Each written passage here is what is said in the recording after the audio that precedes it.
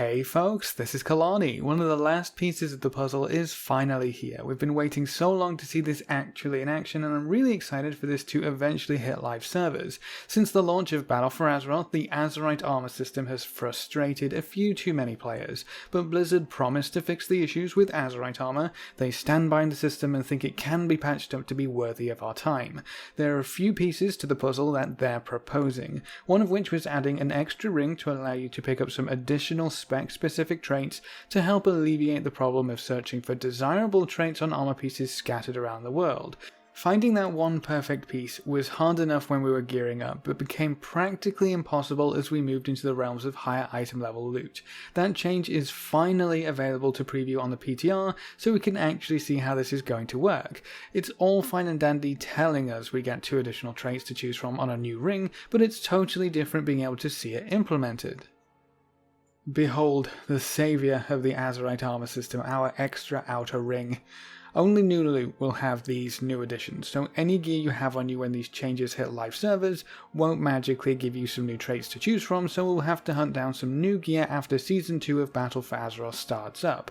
But you can see how they decided to implement these new choices. You get an extra outer ring with 2 spots for each of your given specs, so Druids would have 8 traits total on this ring, while Demon Hunters would have only 4. I had hoped that some part of the Azerite armor system would become spec bound, so that when you change your spec, the options here would change as well, just to give us a little breathing room if we wanted to actively play various specs. But I'll take more choices in whatever form it comes in right now. With this extra ring and slots, you have 3 chances to get a trait you're actively looking for. So if one trait is an absolute must-have because it's just downright broken, the chances of seeing it on any piece of Azerite armor gets tripled with this change. Not only that, but we also go from a cap of 1 spec-specific trait per piece to 2. This could create a few other problems later on down the line where people start looking for pieces with their best and their second best traits just to squeeze every ounce of potential power out of this system, but I figure we'll still be in a better spot thanks to these changes. As a quick note, the same trait won't appear on the outer ring and the old spec ring at the same time, so you're only ever going to be able to get 3 of one trait at any given time, but now you can have 3 of one trait and 3 of another if you get lucky enough. Being able to use 2 traits also opens up some possibilities where you might be able to take one of the more interesting or interactive traits because you already have your overpowered trait locked in with the very same piece of Azerite armor. This could be important with the new raid gear from Battle for Desert Allure because some of the general traits from that raid are supposed to be quite powerful. General traits seem to be the new reason to want to get raid gear. Some of them from Uldir ended up being pretty strong, and it looks like that isn't going to change when we can finally delve into the Battle of Desert Allure, and honestly I think that's a pretty good way to do it. If the raid traits are amazing, but some of your spec traits are really good as well, you won't have to choose between the two if you can find a piece of raid gear with the spec trait you already want on the outer ring. I can't really think of any downsides to this change or implementation. It's a pretty big power spike being able to pick up another trait, we get more freedom of choice with the traits we want to stack, and actually seeing the traits we want should happen way more often. The only bad thing is how long we have to wait. This extra ring will only appear after Season 2 of Battle for Azeroth starts, which might not actually happen in patch 8.1. We'll get the next chapter of the story in our war campaigns, a few vendors dotted around for various types of content, the new Warfront in Darkshore, and even a handful of new traits.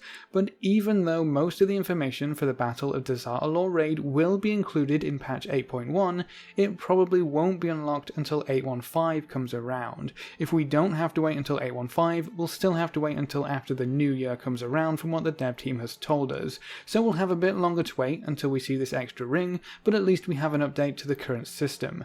When you add in this additional ring of traits to the other Azerite armor changes, like Azerite armor from Emissary quests, which should scale past item level 370 into the future, and the addition of the Azerite armor vendor, I think the dev team might have solved a lot of the issues that the system has been plagued by since BfA launched. It's just a shame it took them so long. I'm honestly a little surprised that they haven't plopped the vendor down already and said, here you go, vendors in. We don't want you to wait another few months to really sink your teeth into this, so it's all ready to go. Have fun.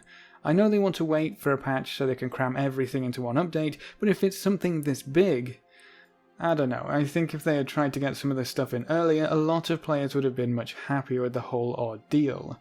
The new Azerite traits ring wasn't the only update to hit the PTR though. We also have the model for the mount that's going to drop at the end of the next raid. The way Battle of Dazar'alor works is a little weird, but from what we understand, both the Horde and the Alliance will face most of the bosses in the same order, even though the Horde is going to play from the Alliance point of view, and the Alliance will end up playing from the Horde point of view. It's all very strange, but basically, no matter what faction you play on, the last encounter you'll be facing is the one involving Jaina Proudmoore, so it makes sense that the Mythic Raid mount would be a Water Elemental, or maybe a Frost Elemental, one of the two. The Glacial Tidestorm mount will be our first Mythic Raid mount, and it looks really cool. It's a shame it doesn't work properly in the actual in-game viewer. I'd love to be able to see its animation with the texture on top, but never mind, we'll see the full deal soon enough. The placeholder for this mount was the Shaman class hull mount from Legion, so I would assume the way we ride this mount is similar, surfing on top of the elemental instead of riding in a saddle. Hopefully I can snag one of these for myself sometime in the future. As a Frost Mage, what of the mount could I ever want? There were a few other cool items coming out of Dazar'alor too. The dev team said they wanted to have a little more flavour for some of the raid gear, and it looks like they've started to spice things up a little bit. These flavour effects vary quite drastically, from cool little effects with seemingly little impact to new set bonuses. Don't get too excited though, the sets are fairly limited right now and their effects aren't too grand, but at least we're seeing some raid sets come back in one form or another. The first item we have to look at is part of a set. Daelin Proudmoore's Sabre goes alongside a ring for the Keepsakes of Resolute Commandment set. That's a mouthful. The effect gives your auto attacks a slow and they deal extra frost damage. This set seems limited to agility users though, as the sword only has agility as a main stat. Sorry, Frost Death Knights. The next item is Fogbreaker, Light of the Sea. This item reduces the effects of one of Jaina's abilities in her encounter, Howling Winds. This ability reduces your field of vision during a transition phase while fighting Jaina, so if you have this offhand, you'll be able to see a little bit further than usual. Talk about an unfair advantage. That is a pretty cool effect though. The High Tinker's Cape will increase your BfA engineering by 5. Probably not too useful at all, but a nice nod to Mechatalk. Speaking of Mechatalk, he also drops some leather gloves which increase your movement speed while piloting an engineering mount by 20%. Now that's more like it. Even though it doesn't stack with any other bonuses, that's the kind of fluff I can get excited about. It doesn't do anything crazy, but it's still got some potential uses. Then we have some mail boots which increase your movement speed by 30% for 6 seconds whenever you loot a handful of gold. That's a bit daft, probably not too useful, but I'll take it anyways. All of those dungeon farming hunters will probably be glad to stop and loot every once in a while if they manage to get these boots. We have the second set to look at here with the Gift of the Lower. The other piece of the set is a ring as well, so both sets are made up of a ring and one other item. The set bonus increases your primary stat by 150 while you're in Zuldazar.